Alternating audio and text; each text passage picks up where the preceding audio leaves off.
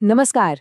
जरा सोचिए, एक ही इंसान एक आविष्कारक भी है, एक कामयाब राजनेता भी और एक बेहतरीन लेखक भी। ये सब कैसे मुमकिन है? आज हम एक ऐसे ही जीनियस बेंजामिन फ्रैंकलिन की बात करने वाले हैं और उनके दिए वो फॉर्मूले समझने वाले हैं जो सदियों पहले जितने काम के थे उतने ही आज भी हैं। अक्सर ये सवाल मन में आता है ना कि भाई पुरानी बातें, पुराने उसूल आज की इस तेज रफ्तार दुनिया में कहाँ फिट होते हैं। लेकिन बेंजामिन फ्रैंकलिन की समझ टाइम से परे है।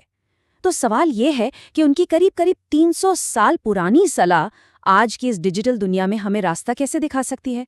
चलिए आज इसी राज से पर्दा उठाते हैं। ये बात सुनकर एक पल के लिए इंसान रुक जाता है ना? फ्रैंकलिन की ये लाइन हमें अंदर तक झकझोर देती है।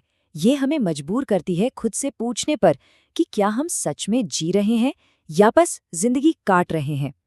ये एक तरह की वार्निंग है कि हम अपने सपनों को, अपने पैशन को उम्र के साथ मरने न दें। फ्रैंकलिन की फिलॉसफी का जो सबसे पहला और सबसे जरूरी पिलर है वो है खुद पर काबू पाना। उनका साफ मानना था कि अगर हमारा मन हमारे कंट्रोल में नहीं है और हम लगातार कुछ नया नहीं सीख रहे हैं तो बाहर की कोई भी कामयाबी ज्यादा दिन तक टिक नहीं सकती। यही एक अच्छी जिंदगी की असली बुनियाद है। यहाँ फ्रैंकलिन एक बहुत ही कमाल की बात बताते हैं। वो कहते हैं, कुछ न जानना यानी अज्ञानी होना कोई शर्म की बात नहीं है। हम सब कहीं न कहीं से तो शुरू करते ही हैं। असली शर्म की बात तो तब है जब हम सीखने की अपनी इच्छा को ही खत्म कर देते हैं। ये एक पावरफुल मैसेज है कि जिंदगी भर सीखते रहो। सेल्फ कंट्रोल पर फ्रैंकलिन का पूरा आइडिया बस इसी एक लाइन में छिपा है। हमारे असली दुश्मन बाहर नहीं, हमारे अंदर ही बैठे हैं।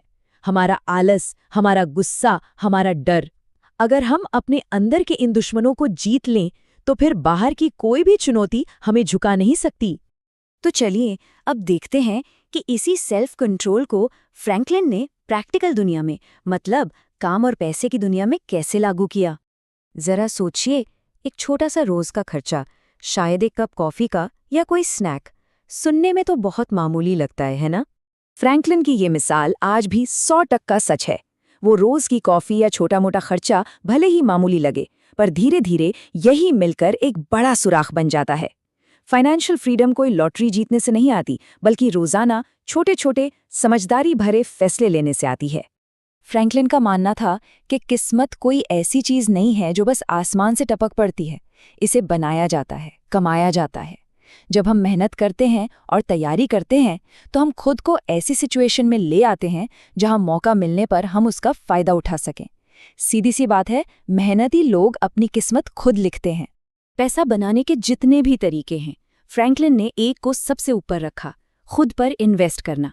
कोई नई स्किल सीखना, किताबें पढ़ना, अपनी काबिलियत को बढ़ाना, ये एक ऐसा खजाना है जिसे ना तो कोई दिवालियापन छीन सकता है और ना ही बाजार का उतार चढ़ाव। ये हमेशा सबसे बेस्ट रिटर्न देता है। चलिए अब पैसों से आगे बढ़कर रिश्तों की दुनिया में चलते हैं। फ्रैंकलिन की सलाह यहाँ भी बहुत गहरी और काम की है। फ्रैंकलिन को पता था कि रिश्तों की हमारी जिंदगी में क्या अहमियत है। वो जानते थे कि हम जिन लोगों के साथ अपना वक्त बिताते हैं वो हमारी सोच, हमारी आदतें और आखिर में हमारी कामयाबी को तय करते हैं। इसीलिए उन्होंने दोस्त बनाने में बहुत ज्यादा सावधानी बरतने को कहा। ये सलाह हमें सिखाती है कि सच्ची दोस्ती कोई इंस्टेंट चीज नहीं है, इसे बनने में वक्त लगता है।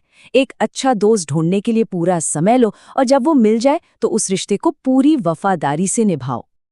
अब आता है एक मजेदार मोड़, जहां दोस्तों के लिए इतनी सावधानी बरतने की सलाह है, वहीं दुश्मनों के लिए उनकी सोच बिल्कुल अलग और थोड़ी चौंकाने वाली है। ये एक क्रांतिकारी आइडिया है। हम तो आमतौर पर अपने आलोचकों से दूर भागते हैं, लेकिन फ्रैंकलिन कहते हैं उन्हें गले लगाओ। क्यों? क्योंकि हमारे दोस्त तो शायद हमारी भावनाओं का ख्याल रखकर चुप रह जाएं, लेकिन हमारे दुश्मन हमें कड़वा सच बताने में बिल्कुल नहीं हिचकिचाएंगे, और यही कड़वा सच हमें बेहतर बनने में मदद कर सकता है। तो पैसा हो गया, रिश्ते हो गए, लेकिन इन सबसे परे एक अच्छी खुशहाल जिंदगी का असल मतलब क्या है? चलिए इस पर फ्रैंकलिन के विचार जानते हैं। आखिर में फ्रैंकलिन के हिसाब से जिंदगी को हमारी डिग्रियों या बैंक बैलेंस से नहीं, बल्कि हमारे किरदार से नापा जाता है। क्या हमने दिल से प्यार किया? क्या हम दूसरों के साथ नरमी से पेश आए, और क्या हम उन चीज़ों को शांति से छोड़ पाए जो हमारी किस्मत में नहीं थीं? एक अच्छी जिंदगी के असली पैमाने यही हैं। मतलब साफ है, खुशी कोई बाहर से आने वाली चीज नहीं है, ये तो अंदर की बात है। हमारी खुशी इस पर डिपेंड नहीं करती कि बाहर क्या हो रहा है, बल्कि इस पर कि हमारे अंदर क्या चल रहा है। हमें इसे अपने नजरिए और अपनी चॉइस से खुद पैदा करना होगा। और आखिर में फ्रैंकलिन हमें याद दिलाते हैं वक्त की कीमत के बारे में, और इस बारे में कि जिंदगी को एक मकसद के साथ जीना क्यों जरूरी है। ये 3 ऐसी सच्चाइयां हैं जिन्हें बदला नहीं जा सकता। एक बार शब्द मुंह से निकल गए, वक्त गुजर गया या भरोसा टूट गया तो उन्हें वापस नहीं लाया जा सकता। ये गंभीर रिमाइंडर है कि हमें अपने कामों और शब्दों को लेकर हमेशा सावधान रहना चाहिए, क्योंकि उनका असर हमेशा के लिए रह सकता है।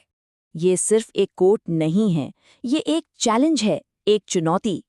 फ्रैंकलिन हमसे पूछ रहे हैं, क्या आप एक ऐसी जिंदगी जिएंगे जिसके बारे में लोग पढ़ना चाहें, या क्या आप ऐसी कहानियां लिखेंगे जो दूसरों को प्रेरणा दें?